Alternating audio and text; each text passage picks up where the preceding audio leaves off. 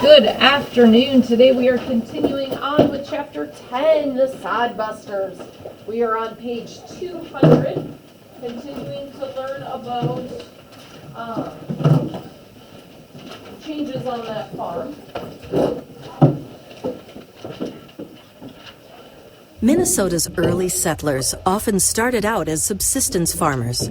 Most, like the Tainters, ultimately wanted to expand their farm beyond feeding just their families.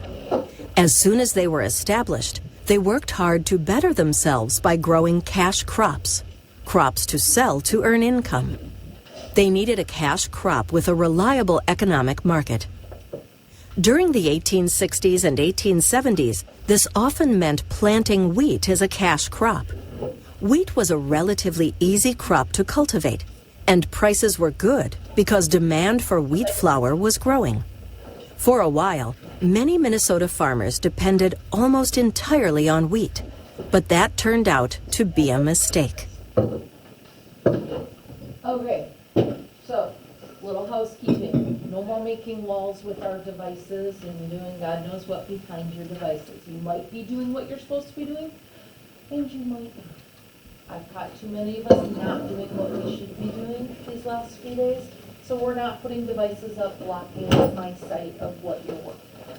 Okay, most of us are doing what we should be. I just need to see that.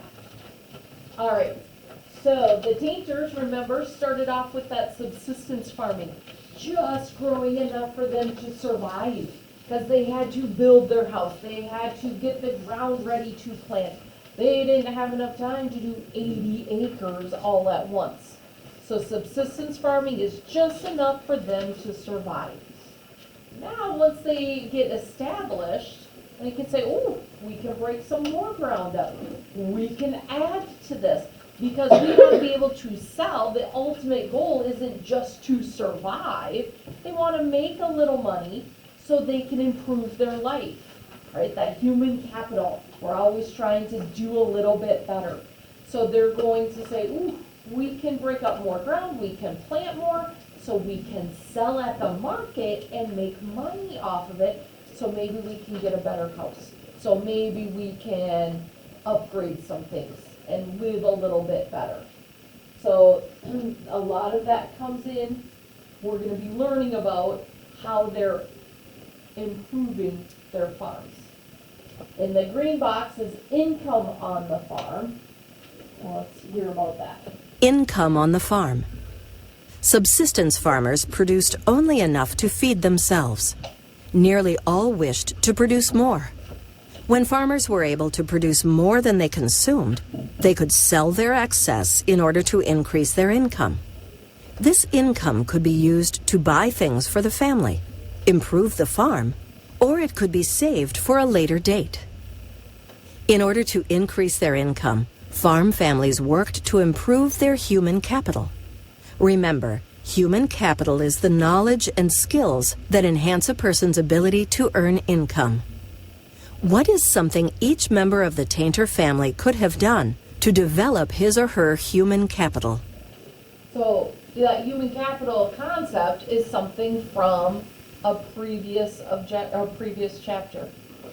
So I'm not sure what's happening there, but it's not listening to me. So, human capital, we will keep seeing that over and over this year. What are they doing to improve themselves? We want a better farm. We want to be able to earn more money. We need to learn how to farm better so we can make more money from that. Now, side note, we have kind of an interesting little video to watch, and I want you to really think about how this could relate to you. Imagine turning the page in your Northern Lights book and seeing a picture of one of your relatives. That's what happened to Ian Olson when he was in 6th grade. I immediately recognized the picture as someone from my family. The woman in this photo is Ian's great-great-great-great-grandmother, Berit Hagebach. I went to my teacher after class, was like, I have a relative in the book. And he was just floored by that, and he encouraged me to go talk to my grandmother. Ian's grandmother told him stories about Berit. She came over as a grandmother. She was 56 when she traveled to America, which I thought was kind of amazing because it's a 2-week voyage from Norway to America. So I thought that was kind of remarkable. She must have been a very tough woman to have done that. Ian's grandmother also shared stories about the sod house, stories passed down through several generations of his family. The walls were whitewashed. It wasn't just bare dirt, and there were actually windows, not glass windows, but oiled paper windows to let light in. So it was actually quite pleasant. It was cool in the summer and nice and warm in the winter. There's also a little kitten in the background in this picture. It stayed out in the cold too long one night, and apparently it got frostbite and lost its ears. In another picture of Barrett, she's sitting outside her sod house, smoking a pipe. There's a little family controversy surrounding that picture. Some family members think that she shouldn't have been smoking a pipe because of her age and because she was a woman. Ian encourages all young people to learn about their family history. Textbooks give you a very good general idea of what was going on, but family history and family stories really give you a personal connection. The sod house, which stood near Madison, Minnesota, is no longer there, but pictures of it and stories about it remain. It's really important to understand where you come from, to understand why you are where you are. It's as easy as asking your grandma a couple of questions, or even your parents a couple of questions. So my family didn't move to Minnesota until my parents. My parents got met at college in Milwaukee. They both grew up in that Milwaukee area. They got married, and then they moved here to Minnesota.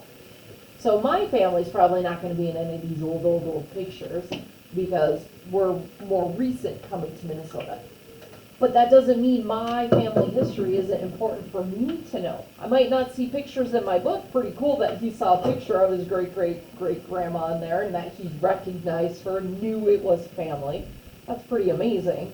You might not see pictures of your family in here, but it's so important to know your history. Talk with your parents, talk with your grandparents. Over spring break, Rosa and I are going out to Chicago to see her grandparents. And then we're going to go to Milwaukee to see my aunt. We can get some good family history talking with them. Use the spring break time to find out some of your story. Hear any interesting stories about your ancestors, like he learned about his great-great-great-grandma. So use that time to learn your story.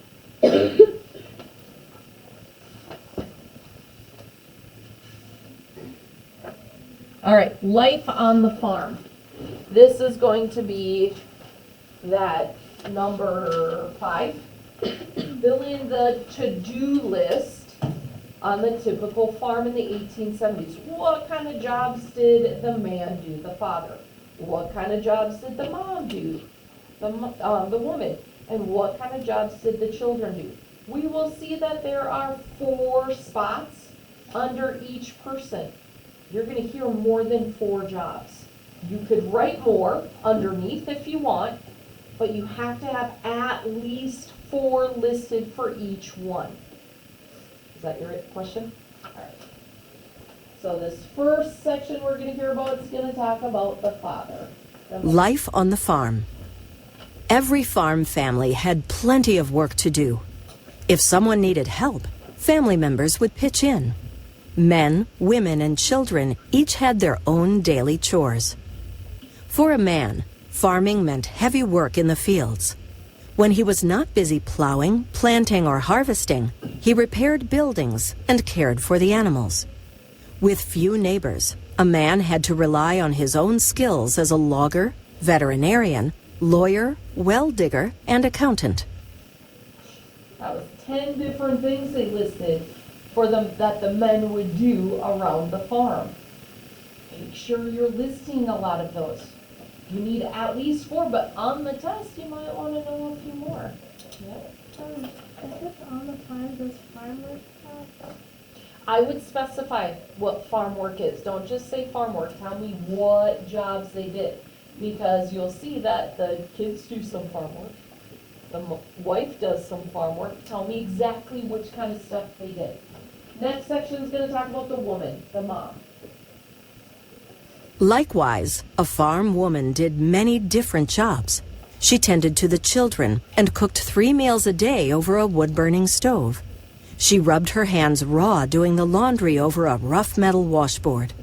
Dirt was everywhere, and her house cleaning was never done. She made soap, sewed and mended clothes, and preserved fruits and vegetables for winter.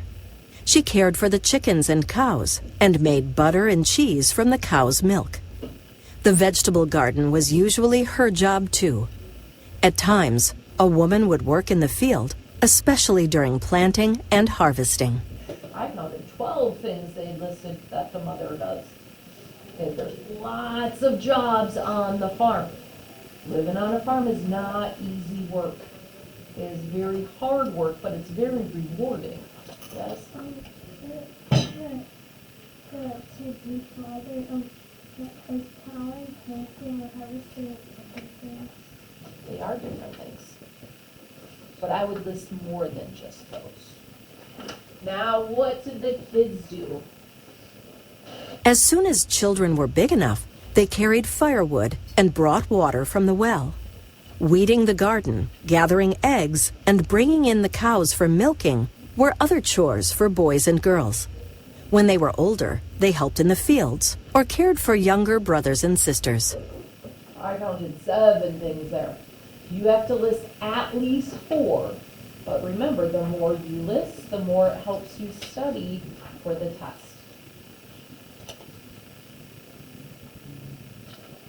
A new way to farm. So remember we had on the number 2, we talked about that subsistence farming, growing just enough for us to survive on. We're not selling anything, we're keeping it for ourselves. Now we're going to hear about diversified farming. A new way to farm. Planting the same crop year after year demanded too much of the soil, using up the nutrients that helped produce good crops. Also, farmers who depended on just one crop had a more difficult time earning money when prices for that crop fell. This happened when harvests were so good that farmers produced a surplus, which meant they had more of their crop than they could sell. Farm families realized that they would be better off if they could produce a variety of crops and livestock. This was called diversified farming. Before they could make this change, though, they would need to learn how to do this. One method was to share information with each other. So with that subsistence farming, that was just enough for ourselves. Okay, now we're established, we can farm more. But if they only grew one crop, and all of a sudden other people are growing that crop, we grew a lot of it, we can't sell it all. And then they're running into problems because now their crop wasn't worth anything because there was too much at the market. So they wanted to do diversified farming where they were growing more than one thing. So if I had a lot of apple trees and I had too many apples, I can't sell them all. So maybe I want apple trees and orange trees. So that way they're not all apples, so it's not too much that I'm growing, and I can sell the apples and sell the oranges, so I don't over flood the market with all one product. So that diversified farming was growing different types of crops and having different types of livestock. So it's not all cattle. Maybe I have some pigs, maybe I have some goats. Different types of livestock, different types of crops. So there's a diversity there, different types. So that way we could try to still be able to make money. Maybe nobody wants the apples, but people are buying the oranges, so I can still make money. So that was finishing off number 2 with that diversified farming. So we covered the whole front page. Now we're going to look at that back page. Number 6 has to do with the Grange. So we're going to hear what the Grange is all about. We'll see that there are 3 people with 3 speech bubbles. You're going to be listening for different topics that they would talk about at the Grange meetings. We're going to learn what the Grange is and what kind of things they would talk about. So each of these bubbles, you're going to put different topics that they would be talking about. Okay, so let's listen about that. Ooh, our first line here, I see the name Oliver H. Kelly. Has anybody ever heard that name before? Oliver Kelly? When you were in the younger grades, did you ever go visit the Oliver Kelly farm up Highway 10? Yeah. That's his farm. His actual farm is just up the road from here on Highway 10 going towards Elk River. So Oliver Kelly was a big farmer here in Minnesota, real close to us. I've toured his farm on field trips. The farm is set up as it was in the 1870s, that time era. So it's set up that exact same way. So if you go visit that farm, you can see how it actually ran at this time period. He was a big, important guy. We're going to hear some of the stuff that he did with helping set up the Grange and why that was important for all of the farmers. James, what did you? I went to a farm when I was little, but I don't know if it was that farm. But if you ever go up north and you're driving up Highway 10, look for that brown sign that says Oliver Kelly Farm, and you'll be driving right by it. That's it. How many, One topic per person. Okay. So you should have 3 different topics altogether. Does it matter which one goes in? Yeah. Because the men and the women both attended the meetings, they both had the same things they would talk about. Farmers and the Grange. In 1867, 7 men, including Oliver H. Kelly of Elk River, Minnesota, founded the first nationwide Farmers Association. It was called the Grange, or the Patrons of Husbandry. Both Grange and husbandry are words related to agriculture. The Grange brought men and women together to share their concerns, to learn about new farming techniques, and to enjoy each other's company. Unlike most organizations of the time, the Grange admitted women and men as equal members. We just learned just how much men did on the farm and how much women did on the farm.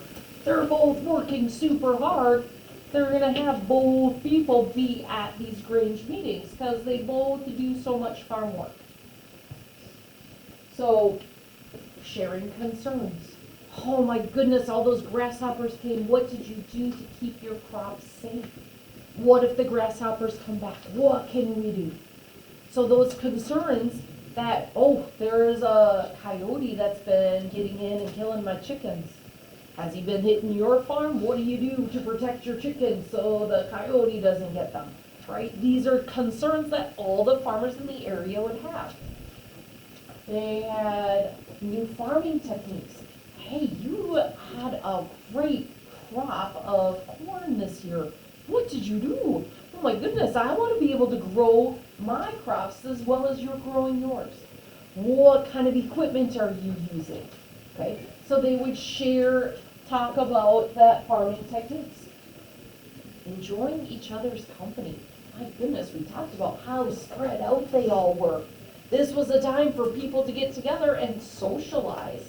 Hey, how's it going? I haven't seen you all week 'cause I've been working so hard. How's life? What's new? So it was a time for them to get together and actually see their neighbors. Grangers gathered both for social events and for lectures on farming topics. They also joined together to form cooperatives. These helped members get better prices when they sold produce and when they bought things for the farm. By 1869, Minnesota had 36 local granges, more than any other state. 5 years later, it had 538. So they really found that this was a great thing to do, and the numbers grew and grew and grew. Those cooperatives were really big. Think about if we go to Target and buy a roll of paper towels, or if we go to Costco and buy a big package of a bunch of paper towels. Which one in the long run is the better price? That one roll of paper towel, let's say it's $1. We go to Costco and we buy 20 rolls of paper towels, but it's only $17. Which one's a better deal? James? Probably Costco, because if at a store you get 20 of them, it would probably be $20. Yeah, that one roll of paper towels, if I bought 20 at Target, that's $20. But at Costco, I saved $3. Uh-oh, that's a better deal, but I don't have $20 in my pocket. Shoot, I want to spend less money on my paper towels. What can I do? Maybe I have $10 in my pocket, and Adeline has $10 in her pocket, and we put our money together and we go to Costco. Well, we don't even need $10. I would need $9 and she would need $9, and we could buy that big package of paper towels and divide it in half. Right? So we're spending less money than if we bought it at Target by ourselves. Every time we need one, we're buying one and we're spending more money. So being in a cooperative really helps, because you can combine together to buy in bulk and spend less money. Same thing with selling things. You can sell in bulk. The bigger companies will be like, oh yeah, I want to buy all of that. And you might be able to get better prices when you join together. You can sell more. So those cooperatives really were helping the farmers. Here's some more things that the Grange did. At first, the Grangers stayed away from politics. They thought it might threaten the unity of their organization. Soon, however, the Grangers became politically active. Many of them banded together against what they believed was their common enemy, the railroad. This was quite a change. During the early days of settlement, most people in rural Minnesota had looked forward to the railroad's arrival. Why do you think people would be excited about the railroad coming? Robbie? Transportation. My goodness, I have to walk to my neighbors, I have to walk to the train stop. Wait, no, not to the train stop. Let's say I want to go to the Twin Cities, and I'm way out in Lincoln County, which is far away. How am I gonna get there? I'm not gonna walk all the way to the Twin Cities, because that would take way too long. How do you think they got to the Twin Cities before the trains were around? Horse, right? They might just ride their horse by themselves. They might take a wagon. So it goes faster than walking. But now the train is coming. What's going to be faster? The wagon or the train? The train. So that transportation was big. It's going to save them a lot of time. Why else might they be excited about the railroads coming? Christina? They can what? They can send crops. Oh, they can send crops easier. What does that mean, to send crops easier, Natalie? They can sell their crops to people that don't just like live in the neighborhood. Oh, so if I'm way out in Lincoln County and I have my farm, how am I going to sell to people? I'm going to sell to my town, right? Because that's how I can transport my stuff. Am I going to be able to sell to somebody living in Chicago? No. No, because I'm not going to make that trek to bring all of my stuff to Chicago. It's going to take way too long. I'm just going to sell to where I can easily get my crops to. But with the train, all of a sudden we can sell to people a lot farther away. So people are excited. Even people just getting to our town. Right? It's not easy to get to something that's way out of the way, and there's no good transportation to get there. The train coming through means more settlers will be able to come. Our town will get bigger. We will have more stuff with the more people. So people had been really excited for that railroad to come. But all of a sudden the Grange is saying, uh-oh, the railroads are enemies. Ooh. Why do you think the railroad might turn into an enemy? Because it'll take up more land, and they want that for their farm. Okay, maybe it's gonna take up farming land. Aiden?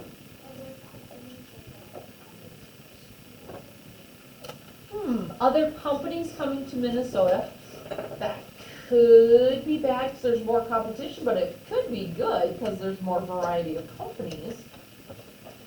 James?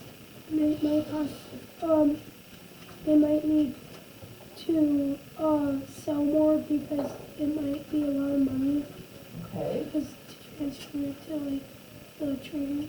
okay. Christina, who can raise the prices? The people selling what? Okay. Robbie? Like you said about like other farmers because they can sell to their place too. Okay. So we've got some really good ideas. We're gonna read through that section, not quite yet, but we will get to that section to find out exactly what the problems were with those railroads. But first, let's look at those railroads coming in. So before they found the negative side to railroads, they're excited for it. So number 7 says, what were 5 or more changes that the railroad brought to Lincoln County? So 5 things that were really good that happens in Lincoln County. Thinking big in Lincoln County. It was September 16th, 1879, and the people who had assembled at the village of Lake Benton in southern Lincoln County were talking excitedly among themselves. Many of them craned their necks to see what was happening less than a quarter mile to the east. The railroad was coming. About 200 men, track layers, bridge builders, surfacers, tie men, and pile driver operators were working quickly. They had gotten past the curved section of the road and were now building the straightaway toward the village. So here come these 200 men. They're laying down the tracks and they're moving quick. Why do you think they need to move quick? What's coming behind them?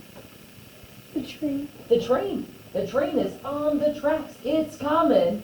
So they need to work quickly. So the people of Lincoln County are super excited when they see all these men working. The train's gonna be here soon. They're laying down the tracks and it's gonna be here today. So it was super exciting. This railroad that's gonna bring all the people into town and all these positives that we had just talked about. We're gonna see what other kind of positives are gonna be happening. They're excited. This was, an exciting day. It's like a big festival. They're all celebrating the train coming to town. By noon, the track reached Lake Benton. The first train arrived soon after. The crowd cheered. The people of Lincoln County had been waiting years for this day. Now, boasted the editor of the Lake Benton Times, everything was going to change. Listen to all these positive changes happening. The changes you list need to come from the book, not what we were guessing about. It needs to be positive changes from the book.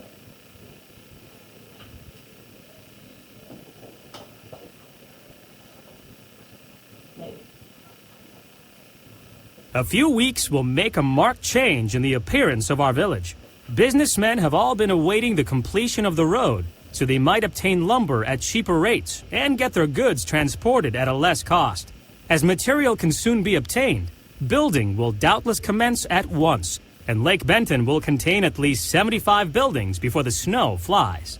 So the editor's talking about some positive changes that will happen. Why have they been anxiously awaiting this completion of the railroad? What kind of things are we going to see in there? So there's several things listed right there. We need to list at least 5. We're going to hear about some more. Towns and the railroad. Farmers, townspeople, and business owners all welcomed the train. The railroad connected Lincoln County to much of Minnesota and also to much of the United States. Everything seemed closer now. Before the train, a trip to Marshall, the nearest big town 16 miles away, had taken a full day. Now it took just a couple hours. People could even travel to Minneapolis and St. Paul in less than a day. Mail traveled between post offices faster than ever before. So the editor of the newspaper's talking about the positives. Oh, the lumber that we can get here. We can build more building. All of those positives. Then we're also talking about that transportation, like Robbie said, being able to get to farther away places in a quick amount of time. The mail being carried. Okay, we send mail now. If I send a letter to my aunt in Milwaukee, she gets it in 1 or 2 days. Back then, how did they travel? How did they carry the mail? On a horse. The Pony Express. What's going to go faster, the train or a horse?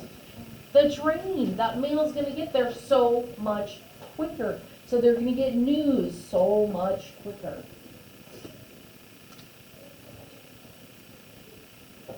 Until this time, county residents were mainly limited to trading with their neighbors. Now, with the arrival of the train, they could buy from and sell goods to people farther from home.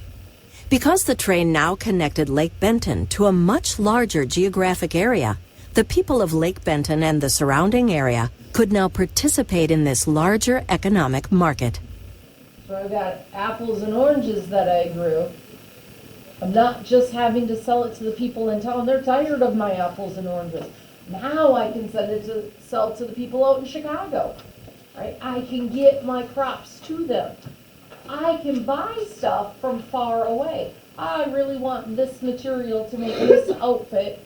I can get it from Chicago because they don't have any here in Minnesota. So that market really opens up with what we can buy, how much we can buy, what we can sell, and how much we can sell.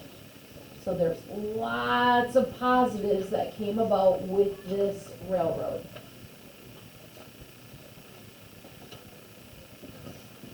Farmers and the railroad.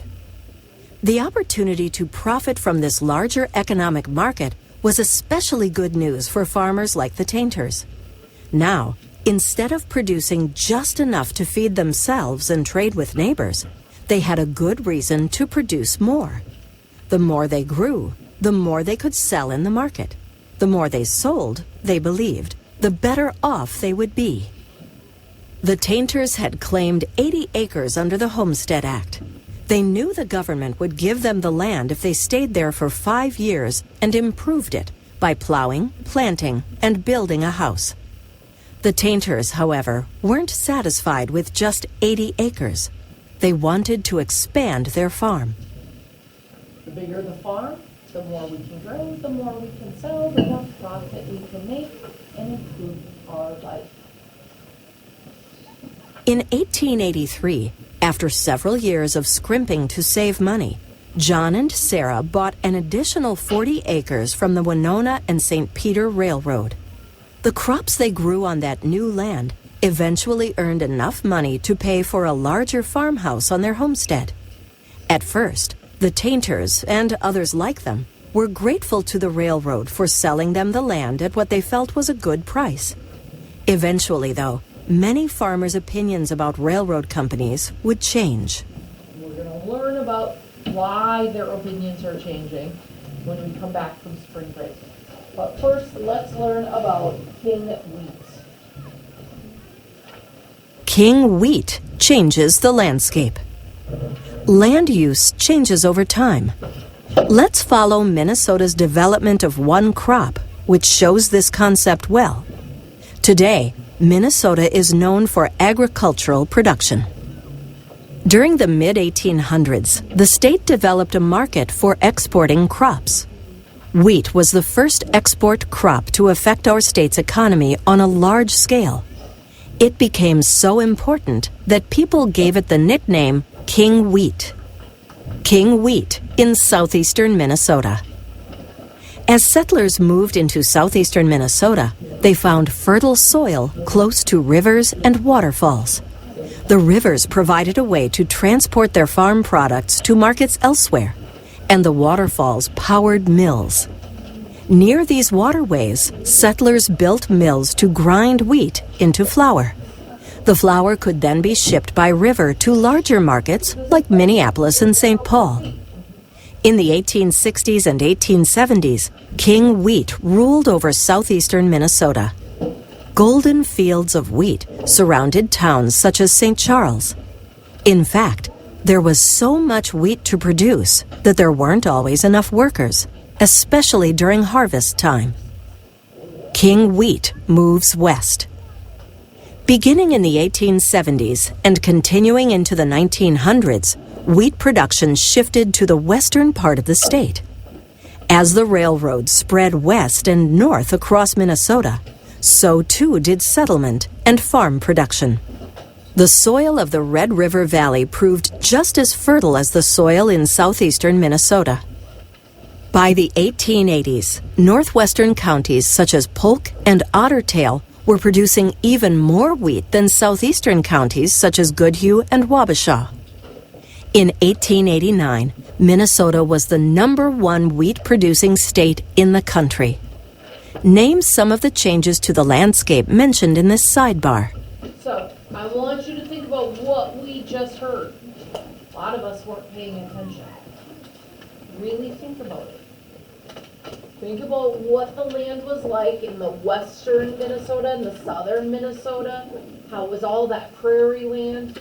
They needed to break through that sod busters, right? They're breaking up the sod to get to what? Bridget. The good soil underneath. That good soil had all these nutrients.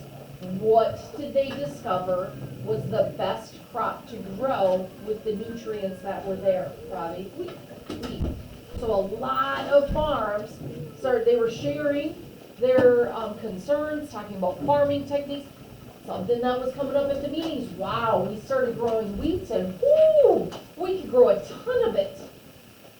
What did people start growing all over Minnesota? Wheat. Why did it get the name King Wheat, Sarah? Yeah, because we're not listening. When we don't listen, we actually miss stuff. So I need you to stop goofing around back there and I need you to listen, okay? Harper, do you know? Because it was taking over, basically. Yeah, that wheat was getting so popular. They called it King Wheat because it was everywhere. It was kind of ruling all the farms.